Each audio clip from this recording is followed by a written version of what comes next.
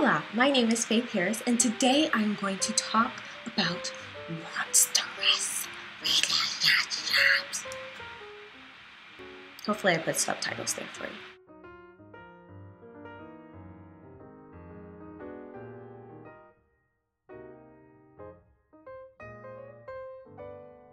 Friendships are relationships too.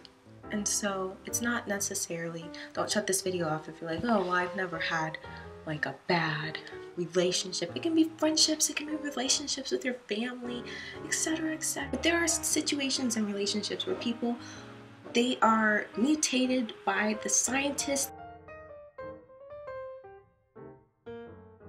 So the scientist starts to make cuts and tweaks and mutilating the other person, and this can be verbally, physically, variety of different ways. So they want to create on their partner some fantasy that they have in their head. I was in a deal where I was the Frankenstein of the relationship, or of whatever was going on, because technically that wasn't an official relationship. I was the one under the knife, and I was the one changing and compromising and being mutated and just being changed. I was turning into a monster.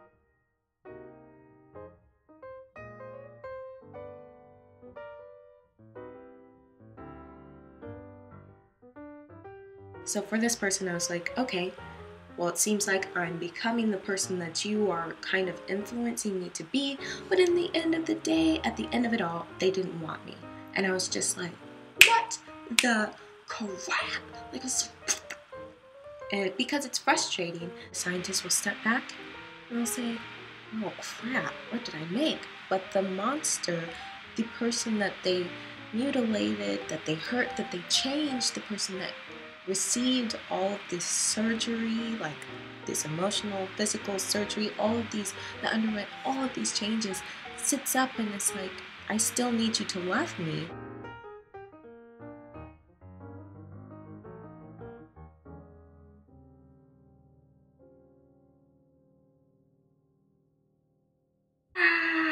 I had my Frankenstein moment, and then I wanted to come back, and I'm like, no, because the person is scared of you. They realize what they've done and what they've created. They know what they're doing. Like, even the person that was doing this to me, they're like, don't let me do this to you. Don't let me mess you up. Like, they know what they're doing, and that's the sick part about it.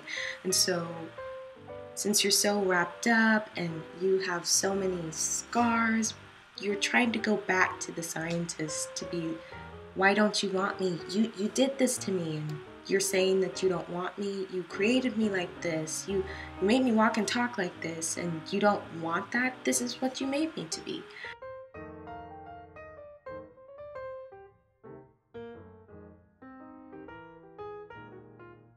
A lot of the time, I feel that victims are kind of sucked into the lab with these Frankenstein relationships, because they make it seem like they will have you and that they will love you and care for you before, like, to get you to lay down on that table, the operating table. And that can be taken many ways than one. Yes, that could be taken off. Ooh, yes. Sometimes the scientists in the beginning, they'll say whatever to get you to lay down on the operating table so that they can proceed and do what they want to do. Hurt people. And so my scientist was hurt, he hurt me, and it's the domino effect. After that was all said and done, I was very likely to go out and hurt someone else because I had just been mutated, mutilated, manipulated into a monster. And that is why I wrote the song called Monster. That inspired me to write the song. So it's kind of a revenge-seeking song. When you've been hurt and rejected, you do kind of have that angry feeling of revenge. And a lot of the times, the monster will feel like we have the right to go around and say, well, if I hurt someone else, then it's not my fault because of my past and my this, my that. But that's not true. You don't want to do You don't want to become the scientist then. You don't want to go out and slaughter someone else's heart and someone else's emotions. Why would you want to drag someone else down with you? And sometimes monsters do it on accident. I'm saying like monsters. Little monsters are created on accident and they go out and they hurt. It hurt people, like truly. They really do. But the only way is to prevent all this monster stuff. You have to heal. You have to heal yourself, and you have to let your heart be healed. And the scientists did you wrong, but you have to be strong and move on, as is my motto for all of this stuff. And when you do receive rejection through breakup or through someone just heartbreak or damage to your self-esteem, it does become unbearable and hard to live for a little bit. It also has the effect that I felt undesirable, if I said that word correctly, due to the influences and the mutilation, and then that person who did that to me did not even want me. I truly felt like a monster. You feel like a Frankenstein. You're like, why doesn't anyone want me?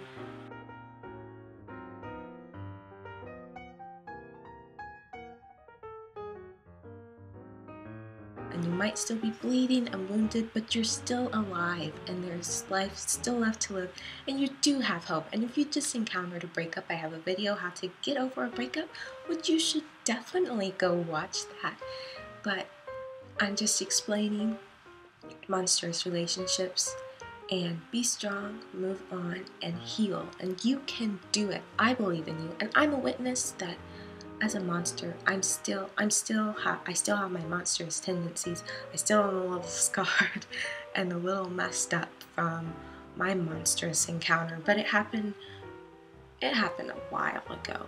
But I'm here to say you can live through it and you can move on, and there is hope around the corner, and it takes time, but know that you can be healed. If you don't believe in Jesus, that's too bad. But if you do, Jesus is a healer, and he heals the brokenhearted, and he binds up all the wounds. And if you'd like to listen to my monster song, you're more than welcome to, that portrays the emotions coming from a monster, because I've been in your shoes.